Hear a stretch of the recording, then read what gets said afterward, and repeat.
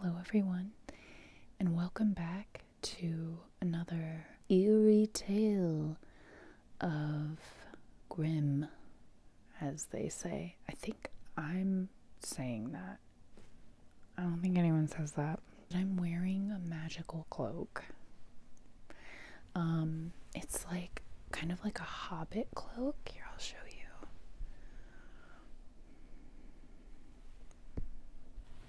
Really pretty embroidery. And I have it, and decided that I needed to wear it when I read Grimm Tales, because like, where else am I gonna wear it, right? I recently watched the movie Gretel and Hansel. I don't know if any of you have seen that movie.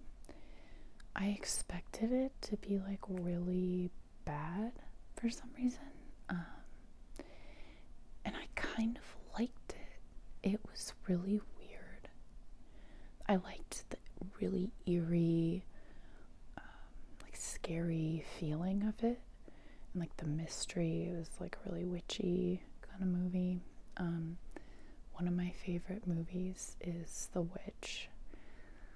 It's like the one with the two V's that make the W. That movie is really freaking crazy and awesome, but I like really eerie, scary movies, like The Babadook. Like Gretel and Hansel was okay. I didn't hate it, but I wanted to read the Grimm tale and see what's different between the movie and what I know as like the little kid's tale, and then what they actually write in the Grimm tales. Because I don't know. I have no idea. This like character that I'm playing here, it's just kind of like a part of me, like my personality. I wouldn't say I'm like acting like a character. It's just this part of me like coming out right now. Anyway, please come gather round and join me as I read the cautionary tale of Hansel and Gretel.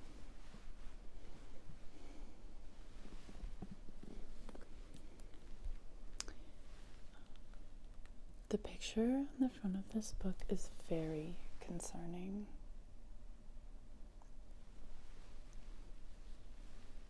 I believe it's Rapunzel, but I don't understand why her hair is trying to choke her to death.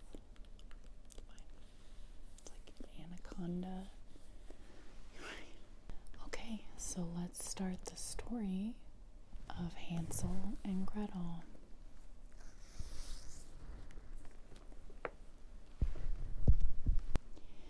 Near a great forest, there lived a poor woodcutter and his wife and his 2 children.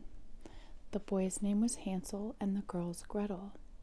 They had very little to bite or to sup, and once, when there was a great dearth in the land, the man could not even gain the daily bread. As he lay in bed one night thinking of this, and turning and tossing, he sighed heavily, and said to his wife, "What will become of us? We cannot even feed our children. There is nothing left for ourselves." "I will tell you what, husband," answered the wife. "We will take the children early in the morning into the forest, where it is thickest. We will make them a fire, and we will give them each a piece of bread. Then we will go to our work and leave them alone. They will never find the way home again, and we shall be quit of them." "No, wife," said the man, "I cannot do that. I cannot find in my heart to take my children into the forest and to leave them there alone. The wild animals would soon come and devour them."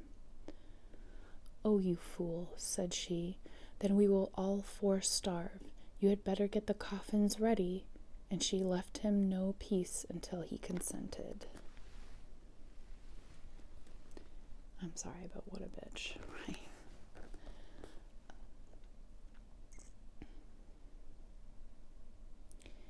"But I really pity the poor children," said the man.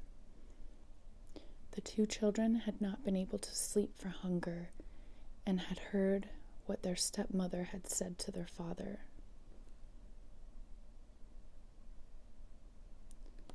Gretel wept bitterly and said to Hansel, "It is all over with us." "Do be quiet, Gretel," said Hansel, "and do not fret. I will manage something."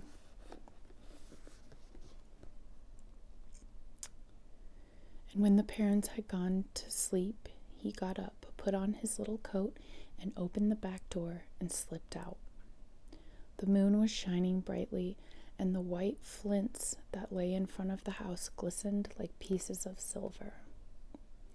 Hansel stooped and filled the little pocket of his coat as full as it would hold. Then he went back again and said to Gretel, "Be easy, dear little sister, and go to sleep quietly. God will not forsake us," and laid himself down again in his bed.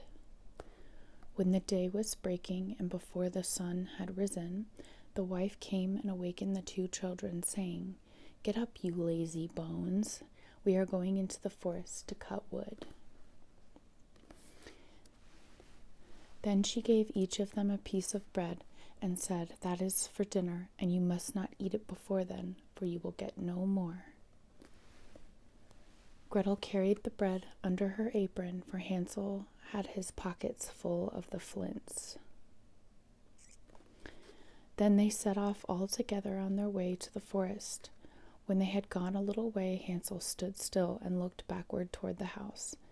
And this he did again and again, till his father said to him, "Hansel, what are you looking at? Take care not to forget your legs." "Oh, father," said Hansel, "I am looking at my little white kitten, who is sitting up on the roof to bid me goodbye." "You young fool," said the woman, "that is not your kitten, but the sunshine on the chimney pot." Of course, Hansel had not been looking at his kitten, but had been taking every now and then a flint from his pocket and dropping it on the road. When they reached the middle of the forest, the father told the children to collect wood to make a fire to keep them warm. And Hansel and Gretel gathered brushwood enough for a little mountain, and it was set on fire. And when the flame was burning quite high, the wife said, "Now lie down by the fire and rest yourselves, you children, and we will go and cut wood, and when we are ready, we will come and fetch you." Here's a picture of Hansel filling his pockets outside their house.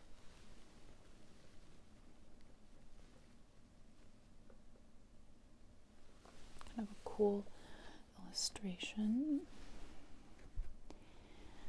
So Hansel and Gretel sat by the fire, and at noon they each ate their pieces of bread. They thought their father was in the wood all the time, as they seemed to hear the strokes of the axe, but really it was only a dry branch hanging to a withered tree that the wind moved to and fro. So when they had stayed there a long time, their eyelids closed with weariness, and they fell fast asleep. When at last they woke, it was night, and Gretel began to cry, and said, "How shall we ever get out of this wood?" But Hansel comforted her, saying, "Wait a little longer until the moon rises, and then we can easily find the way home." And when the full moon got up, Hansel took his little sister by the hand and followed the way where the flint stones shone like silver, and showed them the road. They walked on the whole night through, and at the break of day they came to their father's house. They knocked at the door, and when the wife opened it and saw it was Hansel and Gretel, she said, "You naughty children, why did you sleep so long in the wood? We thought you were never coming home again." But the father was glad, for it had gone to his heart to leave them both in the woods alone. Not very long after that, there was again great scarcity in those parts, and the children heard their mother say at night in bed to their father, "Everything is finished up. We have only half a loaf, and after that the tale comes to an end. The children must be off. We will take them farther into the wood this time, so that they shall not be able to find the way back again. There is no other way to manage." The man felt sad at heart, and he thought, it would be better to share one's last morsel with one's children. But the wife would listen to nothing that he said, but scolded and reproached him. He who says A must say B too, and when a man has given in once, he has to do it again, a second time. That's a really weird, saying and justification, because he already gave in once, so.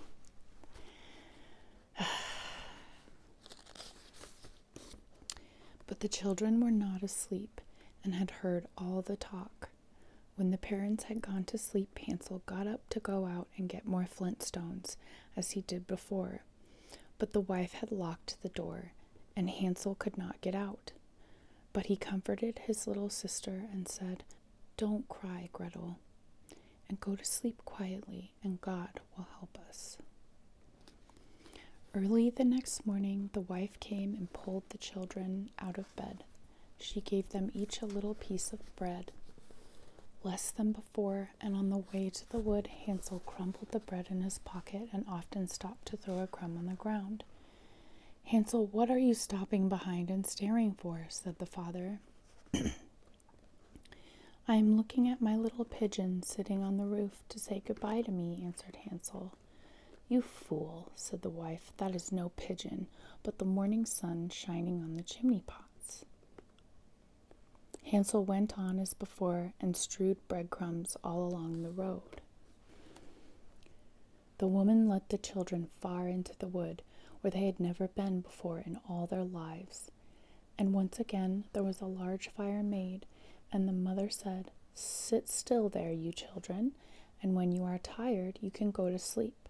We are going into the forest to cut wood, and in the evening, when we are ready to go home, we will come and fetch you." So when noon came, Gretel shared her bread with Hansel, who had strewed his along the road. They then went to sleep, and the evening passed, and no one came for the poor children. When they awoke, it was dark night, and Hansel comforted his sister and said, "Wait a little, Gretel, until the moon gets up. Then we shall be able to see the way home by the crumbs of bread that I have scattered along it." So when the moon rose, they got up, but they could find no crumbs of bread, for the birds of the woods and of the fields had come and picked them up. Hansel thought they might find the way all the same, but they could not. They went on all night, and the next day from the morning until the evening, but they could not find a way out of the wood, and they were very hungry, for they had nothing to eat but the few berries they could pick up. When they were so tired that they could no longer drag themselves along, they lay down under a tree and fell asleep. This is sad. It was now the third morning since they had left their father's house. They were always trying to get back to it, but instead of that they only found themselves farther in the wood, and if help had not soon come, they would have starved. About noon they saw a pretty snow-white bird sitting on a bough, and singing so sweetly that they stopped to listen. And when he had finished, the bird spread his wings and flew before them, and they followed after him until they came to a little house. And the bird perched on the roof, and when they came nearer, they saw that the house was built of bread, and roofed with cakes, and the window was of transparent sugar. "We will have some of this," said Hansel, "and make a fine meal." "I will eat a piece of the roof, Gretel, and you can have some of the window. That will taste sweet." So Hansel reached up and broke off a bit of the roof just to see how it tasted, and Gretel stood by the window and gnawed at it. Then they heard a thin voice call out from inside, "Nibble, nibble like a mouse, who is nibbling at my house?" The children answered, "Never mind, it is the wind." And then they went on eating, never disturbing themselves. Hansel, who found that the roof tasted very nice, took down a great piece of it, and Gretel pulled out a large round window pane and sat her down and began upon it. Then the door opened, and an aged woman came out, leaning upon a crutch. Hansel and Gretel felt very frightened, and let fall what they had in their hands. The old woman, however, nodded her head and said, "Ah, my dear children, how come you here?" How come you here? That's weird. You must come indoors and stay with me. You will be no trouble. So she took them each by hand and led them into her house, and there they found a good meal laid out of milk and pancakes with sugar, apples, and nuts. After that, she showed them to 2 little white beds, and Hansel and Gretel laid themselves down on them and thought they were in heaven. The old woman, although her behavior was so kind, was a wicked witch who lay in wait for children, and had built the little house on purpose to entice them. I knew this. When they were once inside, she used to kill them, cook them, and eat them, and then it was a feast day with her. The witch's eyes were red, and she could not see very far, but she had a keen scent like the beasts, and knew very well when human creatures were near. When she knew that Hansel and Gretel were coming, she gave a spiteful laugh and said triumphantly, "I have them, and they shall not escape me."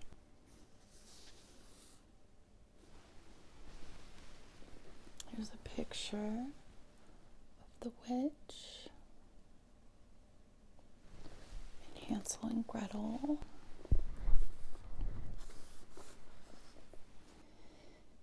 Early in the morning, before the children were awake, she got up to look at them, and as they lay sleeping so peacefully with round, rosy cheeks, she said to herself, "What a fine feast I shall have." Then she grasped Hansel with her withered hand and led him into a little stable and shut him up behind a grating, and call and scream as he might, it was no good. Then she went back to Gretel and shook her, crying, "Get up, lazy bones, fetch water, and cook something nice for your brother. He is outside in the stable and must be fattened up, and when he is fat enough, I will eat him." Gretel began to weep bitterly, but it was no use. She had to do what the wicked witch bade her. And so the best kind of victuals was cooked for poor Hansel, while Gretel got nothing but crab shells. Each morning the old woman visited the little stable and cried, "Hansel, stretch out your finger that I may tell if you will soon be fat enough." Hansel, however, used to hold out a little bone, and the old woman, who had weak eyes, could not see what it was, and supposing it to be Hansel's finger, wondered very much that it was not getting fatter. When 4 weeks had passed and Hansel seemed to remain so thin, she lost patience and could wait no longer. "Now then, Gretel," she cried to the little girl, "be quick and draw water. Be Hansel fat or he be lean, tomorrow I must kill and cook him." Oh, what a grief the poor little sister had to have to fetch water, and how the tears flowed down over her cheeks. "Dear God, pray help us," cried she. "If we had been devoured by wild beasts in the wood, at least we should have died together." "Spare me your lamentations," said the old woman. "They are of no avail." Early next morning, Gretel had to get up, make the fire, and fill the kettle. "First we will do the baking," said the old woman. "I have heated the oven already and kneaded the dough." She pushed poor Gretel toward the oven, out of which the flames were already shining. "Creep in," said the witch, "and see if it is properly hot, so that the bread may be baked." And Gretel once in, she meant to shut the door upon her and let her be baked, and then she would have eaten her. But Gretel perceived her intention and said, "I don't know how to do it. How shall I get in?" "Stupid goose," said the old woman. "The opening is big enough. Do you see? I could get in myself." And she stooped down and put her head in the oven's mouth. So this is a picture of Hansel in the cage, and the old woman's feeling his finger. And that is a picture of the old woman sticking her head into the opening of the oven. Come on, lady. You're a witch and you're an old lady. Should know when someone's duping ya. Then Gretel gave her a push so that she went in further, and she shut the iron door upon her and put up the bar. Oh, how frightfully she howled! But Gretel ran away and left the wicked witch to burn miserably. Gretel went straight to Hansel, opened the stable door, and cried, "Hansel, we are free. The old witch is dead." Then out flew Hansel like a bird from its cage as soon as the doors opened. How rejoiced they both were! How they fell each on the other's neck and danced about and kissed each other. And as they had nothing more to fear, they went over all the old witch's house, and in every corner there stood chests of pearls and precious stones. "This is something better than flint stones," said Hansel, as he filled his pockets, and Gretel, thinking she would also like to carry something home with her, filled her apron full. "Now away we go," said Hansel, "if we only can get out of the witch's wood." When they had journeyed a few hours, they came to a great piece of water. They came to a great piece of water. "We can never get across this," said Hansel. "I see no stepping stones and no bridge." "And there is no boat either," said Gretel. "But here comes a white duck. If I ask her, she will help us over." So she cried, "Duck, duck, here we stand, Hansel and Gretel on the land. Stepping stones and bridge we lack. Carry us over on your nice white back."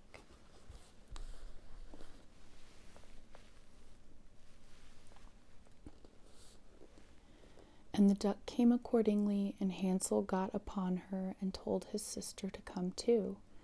"No," answered Gretel, "that would be too hard upon the duck. We can go separately, one after the other." And that is how it was managed.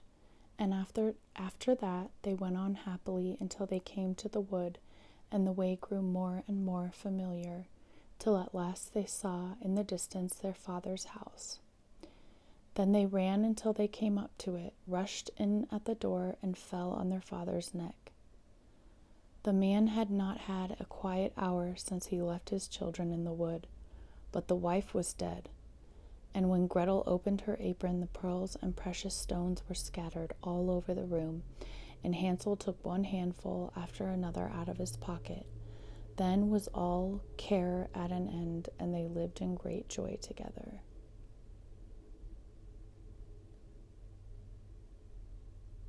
Sing, everyone, my story is done, and look, round the house there runs a little mouse. He that can catch her before she scampers in may make himself a fur cap out of her skin. What? Well, that was Hansel and Gretel. Why is the wife dead? I'm not really sure why his wife is just dead now.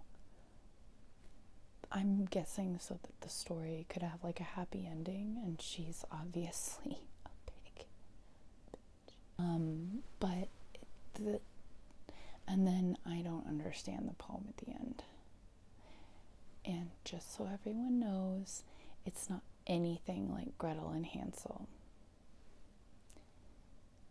Like at all. And also, it seems like Hansel is older than Gretel in this, and Gretel is older than Hansel in the movie.